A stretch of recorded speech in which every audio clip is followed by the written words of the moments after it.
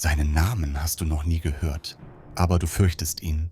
In Mesopotamien gab es ein Wesen, vor dem selbst die Götter zurückschreckten. Er war nicht das Schicksal, er war derjenige, der das Schicksal brachte. Er war nicht der Tod, er war der Träger des Todes. Er hatte keinen Tempel, kein Mensch betete jemals zu ihm. Denn zu ihm zu beten hieß, den Fluch herbeizurufen. Der Name dieses furchterregenden Wesens lautet Namtar.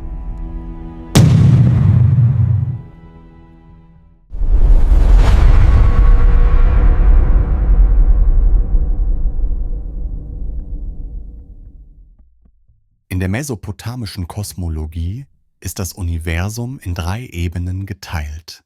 Ganz oben liegt der Himmel der Götter, in der Mitte die Welt der Menschen und ganz unten Kur. Kur ist keine Hölle. Dort gibt es kein Feuer, keine Folter, nur Dunkelheit.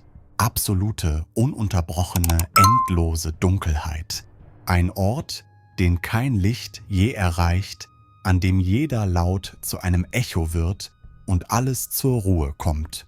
Beherrscht wird dieses Reich von Ereshkigal, der Königin der Finsternis, der ungenannten Göttin, und an ihrer Seite steht Namtar. Der Name Namtar besteht im Sumerischen aus 2 Wurzeln, Nam und Ta. Nam bedeutet Schicksal, Ta bedeutet trennen, schneiden.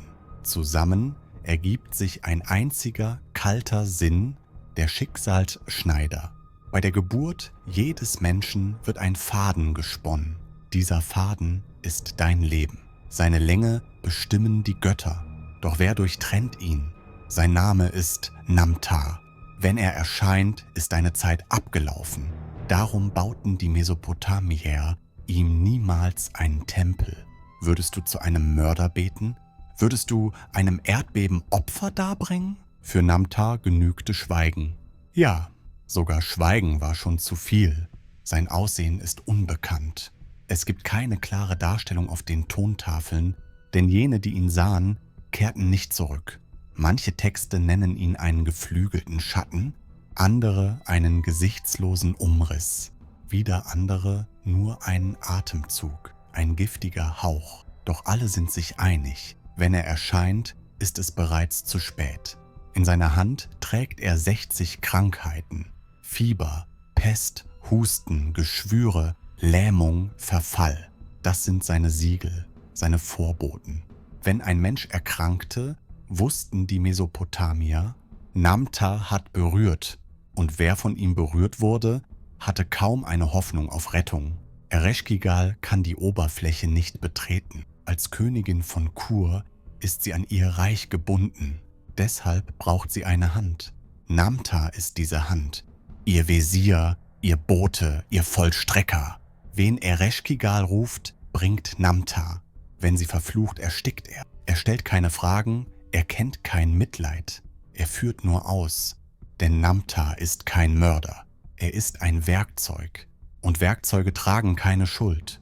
Vielleicht wirkt er deshalb so grausam. Oder vielleicht hatte er nie die Möglichkeit, etwas anderes zu sein. Vielleicht ist er nur eine Funktion, wie die Schwerkraft, wie die Zeit, unausweichlich, gefühllos, unaufhaltsam. Der Abstieg in Annas in die Unterwelt zeigt Namtars Macht am deutlichsten. In Anna, Göttin der Liebe und des Krieges, stark, stolz, furchtlos. Eines Tages beschließt sie, ihre Schwester Ereshkigal zu besuchen. Der Grund bleibt unklar.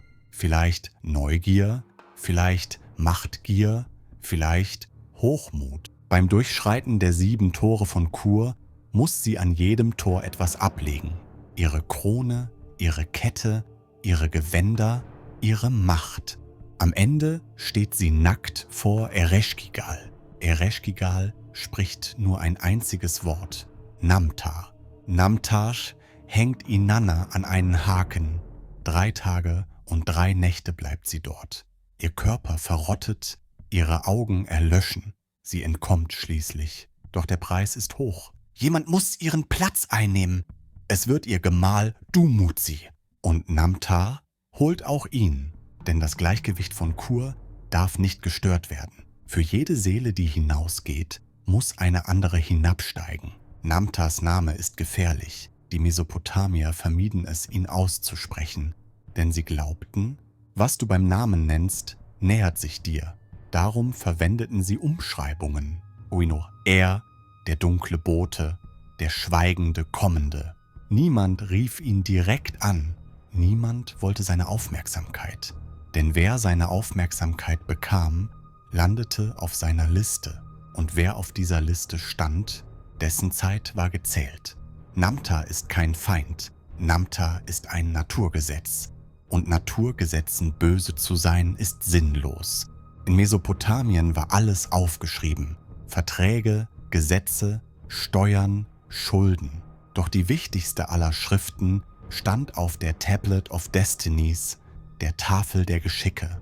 Diese Tontafel befand sich in den Händen der Götter.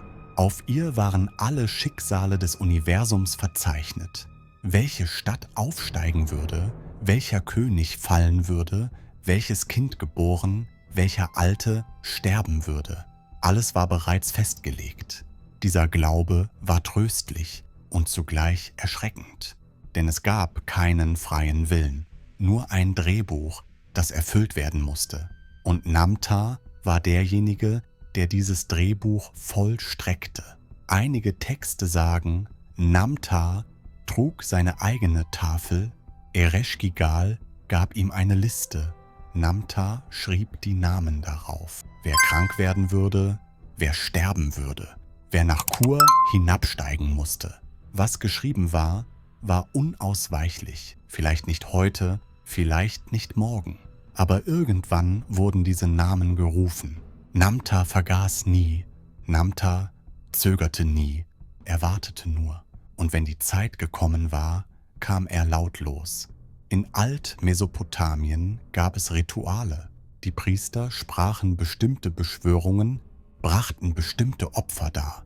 Ihr Ziel war es, von der Liste gestrichen zu werden oder zumindest den eigenen Namen nach unten zu verschieben. Diese Rituale waren wie ein Glücksspiel.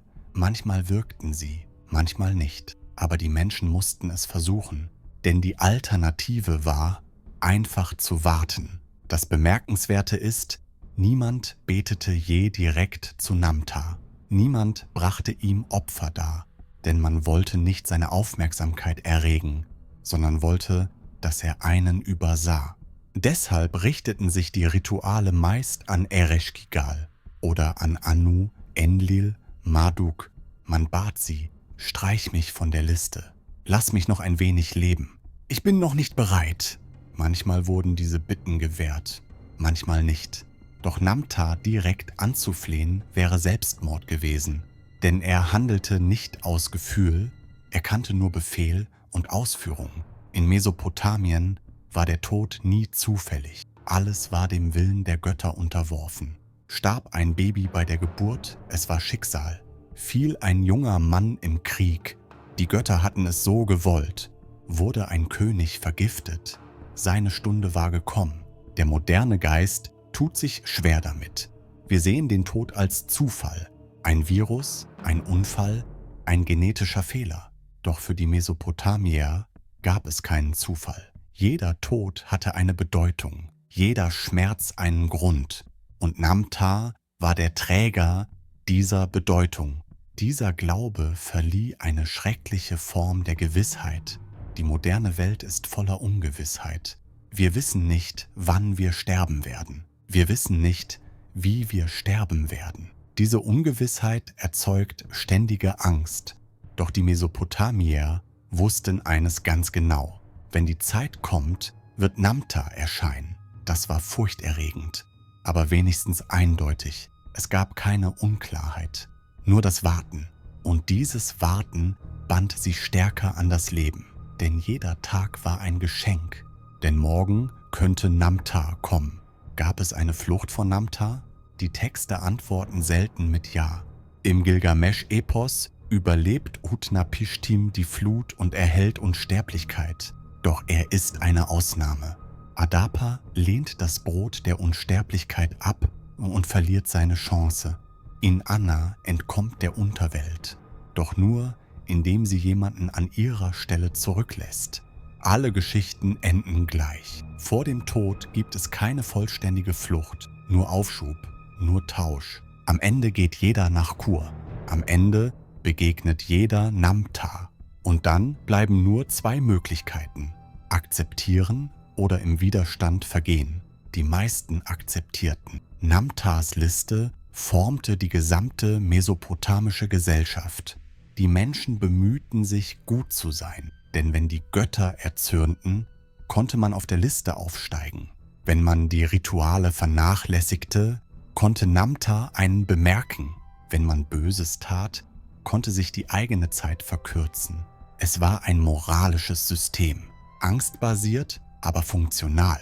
In der modernen Welt gibt es Gesetze und Gerichte, doch im alten Mesopotamien war die größte Strafe, auf Namtars Liste zu stehen. Und von dieser Liste herunterzukommen, war nahezu unmöglich. 8. Jahrhundert vor Christus. Babylon war eine der prächtigsten Städte der Welt. Seine Tempel ragten in den Himmel, die Märkte waren voller Waren, tausende Menschen bevölkerten die Straßen. Doch eines Morgens kehrte Stille ein, die Vögel sangen nicht. Der Wind stand still, der Euphrat floss träge dahin. Die Menschen spürten Unruhe, konnten aber nicht sagen warum. Dann kam die erste Nachricht: ein krankes Kind. Am nächsten Tag ein alter Mann. Am 3. ein Händler. Am 4. 10 Menschen. Am 5. 100. Am 6. Tag lagen die Straßen voller Leichen. Namtar war nach Babylon gekommen. Der Era-Epos erzählt von diesem Ereignis. Era, der Gott des Krieges und der Pest, erwacht aus einem langen Schlaf und richtet seinen Blick auf die Welt. Der Lärm ist zu groß. Die Menschen sind überheblich geworden. Die Götter wurden vergessen. Era wird zornig. Er ruft seine 7 Geister zu sich, die Sebiti. Sie sind die Boten der Verwüstung. Krieg, Hunger, Erdbeben, Flut, Feuer, Seuche, Tod. Doch seinem mächtigsten Diener gibt Era einen besonderen Auftrag: Namtar. Geh, sagt er, und erinnere sie. Namtar neigt den Kopf, er steigt zur Erde hinab. Und hinter ihm schleifen sich 60 Krankheiten her. Die ersten Tage in Babylon sind chaotisch. Die Menschen stürzen in die Tempel. Priester beten, Opfer werden dargebracht. Doch nichts hilft, denn Era hat die Götter zum Schweigen gebracht. Nicht einmal Marduk kann eingreifen. Die Seuche macht keinen Unterschied. Reiche, Arme, Junge, Alte, alle werden getroffen. Die Paläste leeren sich, die Häuser schließen sich, die Straßen verstummen. Es gibt so viele Tote, dass man sie nicht einzeln bestatten kann. Massengräber werden geöffnet, Körper übereinander geschichtet. Babylon verwandelt sich in einen Friedhof. Der Era-Epos ist keine literarische Übertreibung. Archäologische Befunde belegen, dass Babylon im 8. Jahrhundert vor Christus tatsächlich von einer großen Epidemie heimgesucht wurde. Die Zahl der Gräber schießt in die Höhe, Stadtviertel werden verlassen, die Wirtschaft bricht zusammen. Wer fliehen kann, flieht. Wer bleibt, stirbt. Für die Mesopotamier war dies jedoch nicht einfach eine Krankheit. Es war göttliche Strafe und Namtar verteilte diese Strafe. Im Epos wird Namtars Ankunft körperlich beschrieben: sein Atem ist Gift. Was er berührt, vergeht. Was er ansieht, verrottet. Die Straßen, die er durchschreitet, verstummen. Die Häuser, die er betritt, leeren sich. Er ist unsichtbar, doch seine Wirkung ist unübersehbar. Die moderne Medizin spricht von Viren oder Bakterien, doch für die Mesopotamier war Namtar ein Wesen, ein lebendiger Vollstrecker. Und dieser Vollstrecker vernichtete Babylon. Als die Seuche endet, beruhigt sich Era, sein Zorn erlischt. Namtar wird zurückgerufen. Langsam erholt sich Babylon, doch es ist nicht mehr dasselbe. Die Hälfte der Bevölkerung ist verschwunden. Die Tempel stehen in Trümmern. Das Trauma hält über Generationen an. Und die Menschen lernen eine Lektion: Vergesst die Götter nicht, denn sie kehren zurück Und wenn sie zurückkehren, bringen sie Namtar mit. Diese Geschichte ist eine Warnung. Für die Mesopotamier war jede Seuche das Ergebnis moralischen Versagens. Rituale wurden vernachlässigt. Gebete blieben unvollständig. Opfer wurden weniger. Darum erzürnten die Götter. Darum wurde Namtar gesandt. Die moderne Welt akzeptiert das nicht. Wir sehen Seuchen als natürliche Ereignisse. Viren mutieren, Bakterien entwickeln Resistenzen. Das sind wissenschaftliche Tatsachen. Doch die grundlegende Frage bleibt dieselbe: Warum? Warum diese Stadt? Warum zu dieser Zeit? Warum wir? Mesopotamien antwortet: Weil eure Zeit gekommen ist. Die moderne Welt antwortet hier: Weil ihr Pech hattet. Beide sagen dasselbe. Kontrolle ist eine Illusion. Babylon war nach Namtar nie wieder dieselbe. Die Stadt blieb stehen, doch ihr Geist war gebrochen. Die Menschen wurden vorsichtiger, verschlossener, ängstlicher.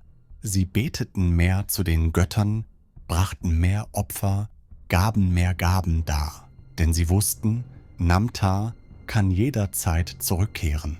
Im Moment ist er zurückgezogen. Er wartet nur auf den nächsten Befehl. Und eines Tages könnte er wiederkommen. Diese Angst prägte die mesopotamische Gesellschaft. Doch zugleich schwächte sie.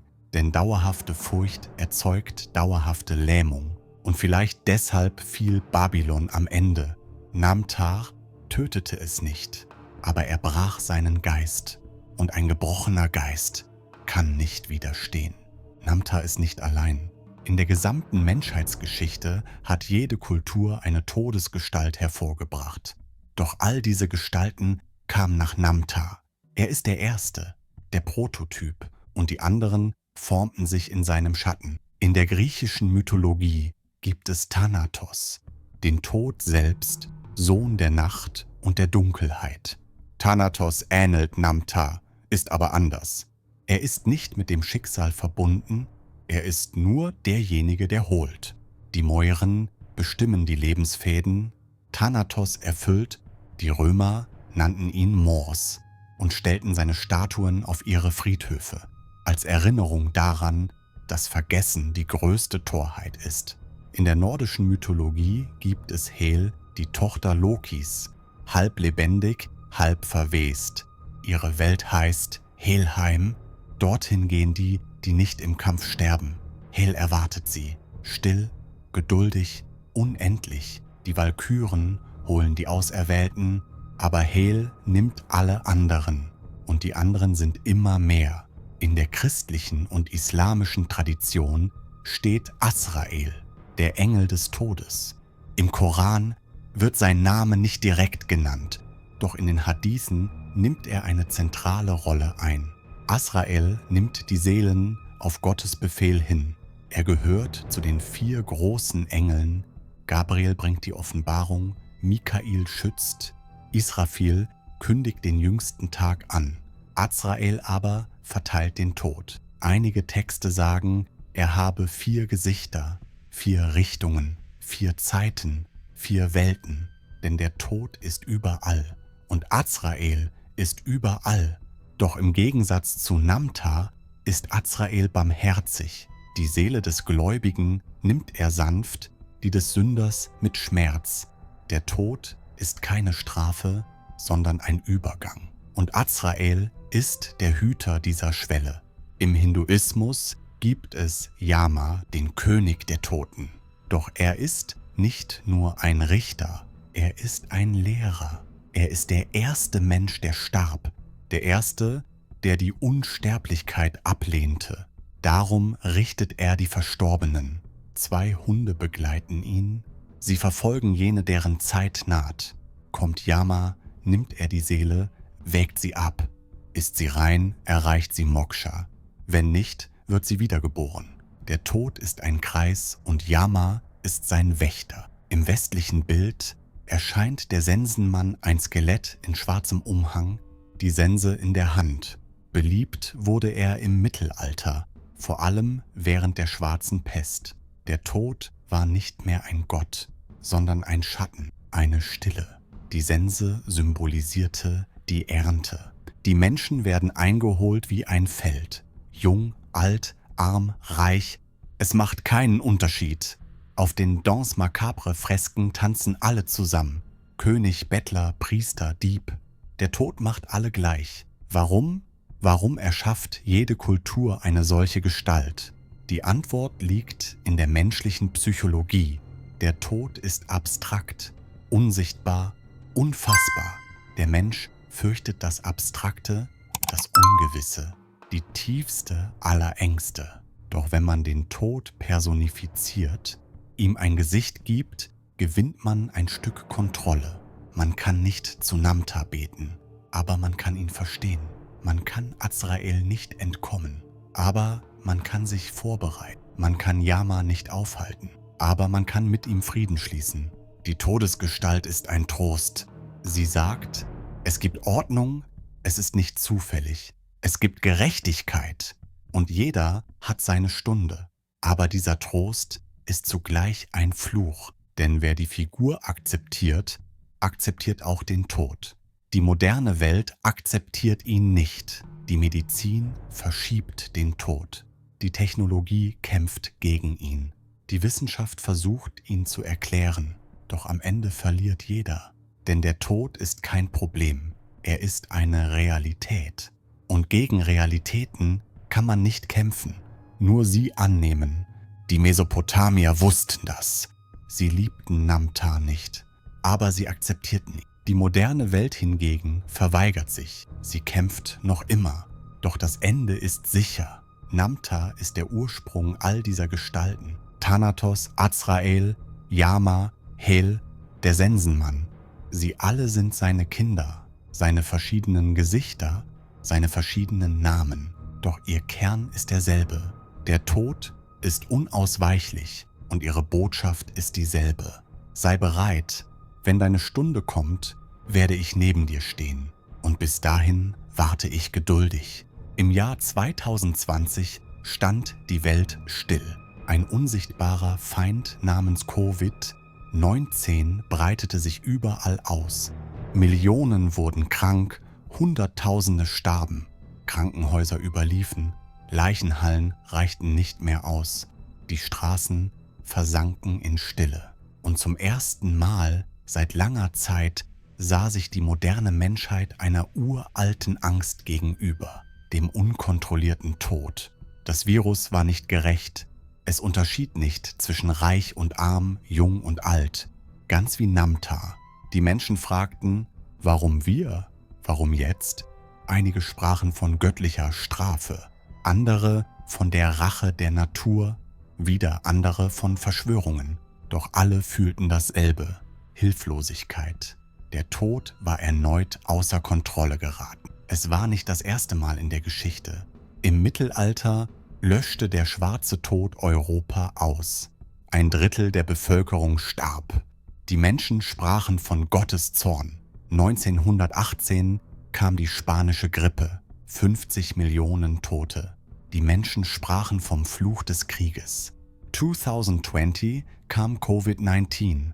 Die Menschen sprachen vom Preis der Globalisierung. Doch im Kern ist es immer dasselbe. Der Mensch kann Zufall nicht akzeptieren. Er will Gründe, er will Schuldige, er will Bedeutung. Und wenn er keine findet, erfindet er sie. Denn sinnloser Tod ist unerträglich. Die moderne Medizin hat den Tod hinausgezögert, aber nie besiegt. Die Lebenserwartung stieg. Viele Krankheiten wurden heilbar. Doch am Ende sterben alle. Und in diesem Moment stellen wir dieselben Fragen wie die Mesopotamier vor 5000 Jahren. Warum jetzt? Warum ich? Die Medizin kann uns das Wie erklären. Herzinfarkt, Krebs, Infektion. Aber niemals das Warum. Denn dieses Warum ist nicht medizinisch. Es ist existenziell. Und die existenziellen Fragen haben sich nie verändert. Namtar lässt sie seit Jahrtausenden aufkommen. Kann man von Namtar etwas lernen? Vielleicht. Die Mesopotamier akzeptierten den Tod. Sie liebten ihn nicht, aber sie akzeptierten ihn, weil sie wussten, dass es kein Entkommen gibt. Gilgamesch suchte die Unsterblichkeit und fand sie nicht. Adapa hielt sie in den Händen und verlor sie. Inanna besiegte den Tod, aber zahlte ein Borchenpreis. Jede Geschichte endet gleich. Vor dem Tod gibt es keine Flucht, aber vor dem Leben auch nicht. Man lebt, bis Namtar kommt. Und das Leben ist ein Geschenk. Die moderne Welt hat diese Lektion vergessen. Unsterblichkeit wird verkauft, Anti-Aging-Cremes, Nahrungsergänzungsmittel, Gentherapien. Alle versprechen dasselbe: du kannst den Tod besiegen. Aber das ist eine Lüge. Namtar wartet immer noch. Wie er vor 5000 Jahren am Tor von Kur wartete, so wartet er heute vor den Türen der Krankenhäuser. Die Formen ändern sich, das Wesen nicht. Die letzte Frage lautet: ist Namtar real oder nur eine Metapher? Vielleicht beides. Der Tod jedenfalls ist real. Namtar ist seine Personifikation. Der menschliche Geist macht das Abstrakte greifbar, um es ertragen zu können. Man gibt der Angst einen Namen. Man gibt dem Tod eine Gestalt. So kann man ihn verstehen, auch wenn man ihn nicht kontrollieren kann. Darum ist Namtar wichtig. Er ist nicht der Tod selbst. Er ist eine Art, den Tod zu begreifen. In der modernen Welt gibt es keinen Namtar mehr. Aber der Tod ist geblieben. Wir haben nur seinen namentlich geändert. Krebs, Herzinfarkt, Unfall, Alter. Doch im Kern ist es immer dasselbe. Die Zeit ist abgelaufen. Der Faden ist gerissen. Der Name wurde aufgerufen. Ist Namtar gestorben? Nein, er hat nur die Form gewechselt. Er ist in jeder Krankheit, jedem Unfall, jedem Verlust vorhanden. Unsichtbar, aber spürbar. Unbenannt, doch erkannt. Er wartet geduldig, still, unvermeidlich, und eines Tages wird jeder ihm begegnen. Du, ich, alle. Denn er ist nicht der Tod. Er ist das Unvermeidbare. Und gegen das Unvermeidbare gibt es keine Waffe, nur Akzeptanz. Die Mesopotamier verstanden das vor 5000 Jahren. Wir lernen es immer noch, vielleicht lernen wir es nie. Aber Namtar wird warten, vielleicht sogar jetzt, vor deiner Tür.